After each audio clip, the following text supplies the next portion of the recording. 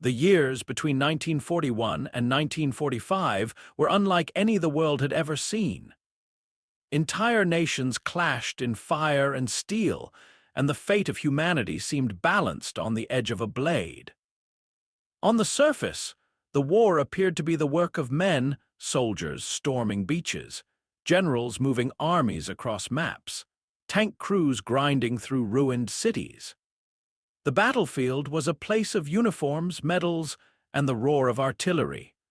But beneath that thunder, in places the history books too often overlook, another war was being fought, a war without banners, without ranks, and without rules. It was a war of whispers, sabotage, and shadows, and it was being fought by women. Some took to the skies in fragile wooden planes, gliding silently over enemy lines to deliver bombs with unnerving precision. The Germans feared them so much they gave them a name born of terror, the Night Witches.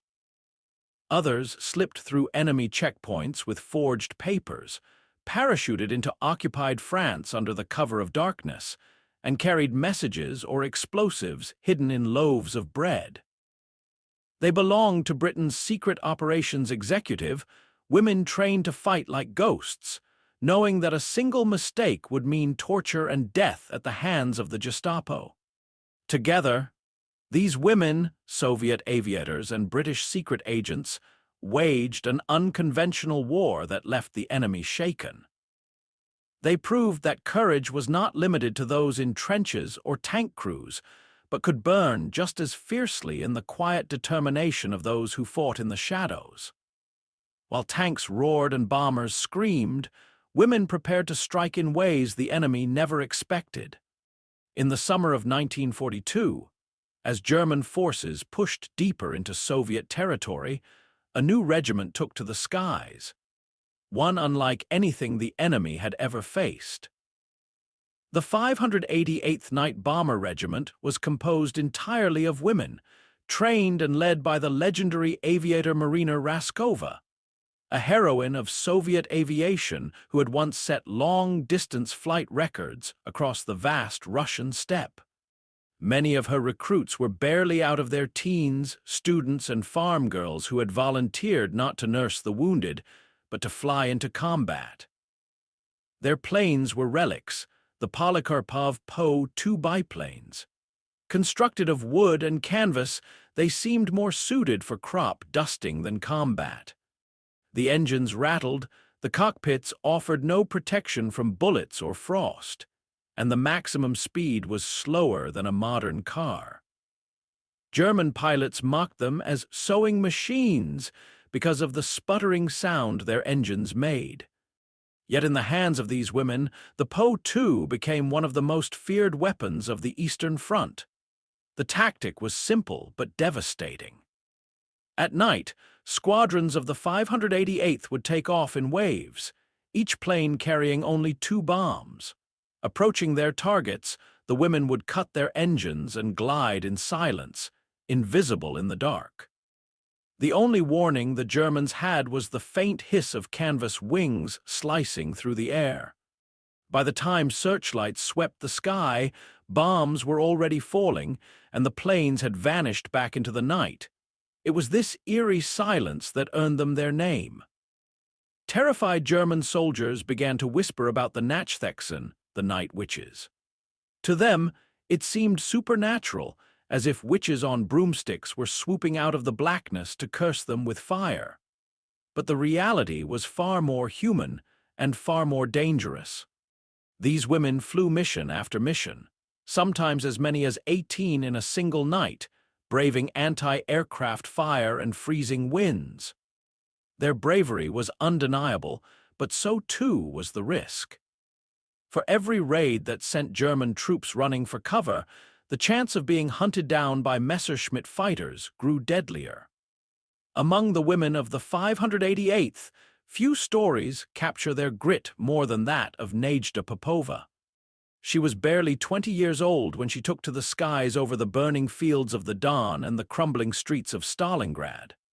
Her Po-2 was a fragile thing, open cockpit, wooden frame, yet night after night, she guided it into the heart of German fire. One mission in particular became legend. As she approached her target, the searchlights found her. Blinding white beams cut across the night, fixing on her canvas wings. Anti-aircraft guns thundered, the sky erupting with red and green tracers. Each streak of light was death itself, ripping the night apart, stitching lines of fire across the clouds. Bullets tore through the fabric of her plane. One shell exploded so close that her goggles cracked, shards of glass biting her cheek. Still, she pressed on. Cutting her engine, she glided silently, steering with steady hands as the ground below erupted in chaos.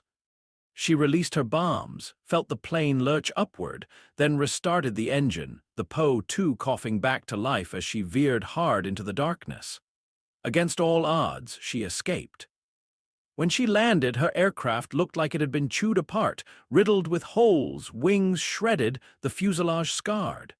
Yet she and her navigator stepped out alive, grinning through the smoke and exhaustion. This was the rhythm of their war. Each woman flew multiple sorties a night, sometimes as many as 18, with only moments on the ground to refuel and rearm before climbing back into the sky. Their faces were blackened with oil and frost, their fingers stiff from the cold, their bodies bruised from crash landings. Sleep was rare, grief even more common. They buried friends in shallow graves before dawn and flew again the next night, carrying both bombs and the weight of loss. The night witches became a nightmare not just for German troops, but for themselves, haunted by fatigue, hunger, and the memory of sisters who never returned. As Soviet women battled in the air, across the Channel, another kind of war was beginning. While Soviet women waged their war in the skies, across the Channel, a very different kind of unit was taking shape. In 1940, with much of Europe under Nazi control, Britain's Prime Minister Winston Churchill demanded a new weapon, one that would set Europe ablaze. The answer was the Special Operations Executive, or so, a shadow army built not of battalions and tanks, but of spies, saboteurs, and secret agents. Among its most unlikely recruits were women. Housewives, nurses, secretaries, even socialites, all were drawn into a world of deception and danger. Some became legends: Violette Szabo, the fearless marksman, nor Inayat Khan, the gentle spy princess and master radio operator, Odette Sansom, who endured torture yet never betrayed a name. Their training was relentless. In secluded British estates, they learned the art of silent killing, disabling guards with a twist of the wrist or a knife's quick edge. They practiced with explosives, blowing up mock railways and bridges. Morse code became their second language, every tap and pause carrying the weight of life or death. Then came the most terrifying test, leaping from a roaring aircraft at midnight, parachuting into fields marked only by the faint signal of a torch. Each woman knew the risks. If captured, there would be no Geneva Convention to protect them, no uniform to shield them as prisoners of war. The Gestapo would treat them as spies, subjecting them to interrogation, torture, and execution. Yet they volunteered anyway, driven by conviction, patriotism, or the simple belief that evil had to be fought in every corner it spread. This was warfare without medals or headlines. Their victories were measured in trains derailed, bridges destroyed, resistant cells kept alive another week. Every coded message transmitted from a hidden attic, every shipment of weapons smuggled past Nazi patrols, chipped away at Hitler's war machine. And always, the danger lingered just beyond the next mission. One wrong step, one suspicious glance, one unlucky patrol could bring it all crashing down. On a moonless night, a woman clutched her parachute, knowing the drop into France could be her last. In the spring of 1944, a young mother named Violette Szabo kissed her 2-year-old daughter goodbye and boarded a plane bound for occupied France. She was just 23, but she carried with her the training of Britain's SOE and the unshakable courage of someone who refused to let tyranny win. Her mission: link up with the French resistance, organize sabotage operations, and prepare the ground for the coming Allied invasion. Landing under the cover of night, Violette slipped into a world where every shadow might hide an informant, and every knock on the door could be the Gestapo. By day, she blended in seamlessly, a young Frenchwoman with an easy smile and a basket over her arm. By night, she became the architect of chaos, smuggling coded messages through hidden compartments, planting explosives along railway lines, and directing resistance fighters in ambushes against German convoys. One of her most daring moments came during a mission in the French countryside.